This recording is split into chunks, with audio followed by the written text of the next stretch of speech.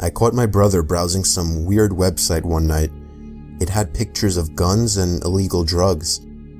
He and I are really close, so we don't usually hide things from each other. So when I questioned him, he straight up told me he was buying weed on a website called Mr. Nice Guy Market. I told him that's illegal and that he would obviously get caught. Then he went on about telling me that he's safe and anonymous on the deep web. I assured him that that's complete nonsense, that everything is traceable, but he told me he's already used it at least 10 times and that I can't stop him. So I gave up and watched him make his purchase. He found some new listing of cannabis called The Poison Queen. It had one review which rated it positively. I suggested to him that he find one with more ratings, but he started acting like some kind of pro, telling me to relax. The seller was from the same state as us, which would make for quick delivery, claimed my brother. He did his thing. He used some kind of weird program to encrypt his message to the seller, which included his name, our address, and other info. I reminded him it was a mistake, but he told me everything is fine. About a week later, my brother started getting concerned that he got scammed because there was never any word from the seller.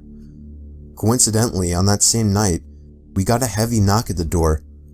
I got nervous that it was the police and that they caught on to my brother's illegal drug purchase, but it turned out to be much worse than just the police. He opened the door, and we were greeted by some sketchy-looking guy with medium-length hair, all fuzzy and messy, a brown, messy beard, a fat belly, and a very obviously fake Rolex on his wrist. He then said my brother's name, and I saw my brother step back a bit. The guy asked my brother if he was the one who bought the weed. My brother didn't know how to answer. All I heard him mumble was, "I thought you would ship it." The guy then started motioning for us to come out to his van. I told my brother not to, but he went out anyway. I had to follow him to make sure nothing happened. I didn't feel right about this situation. About halfway to his van, I noticed something in the passenger circular window on the back. There was somebody with a ski mask on, barely making themselves visible as they peered out to us.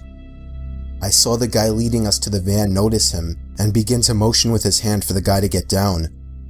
At that moment, I grabbed my little brother and dragged him all the way back in the house. I didn't realize until it was almost too late that the guy was chasing me. I was able to shut the door and lock it. They saw there were no cars in the driveway, so they must have assumed our parents weren't home. The guy started banging and kicking at the door, and by some stroke of luck, a larger man walking with his dog passed by and noticed what was going on. He questioned the guy at the door, which seemed to scare him off. We watched as the van drove down the road out of sight. I was so anxious to tell my dad, even if it meant ratting out my brother, that I ran to my dad's car when he got home to greet him. I then noticed the same van halfway down the block, parked by the entrance of the cul-de-sac down the road.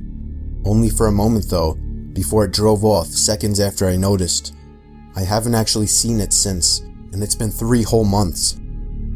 I think this was a good lesson for my brother to stop messing around on the web.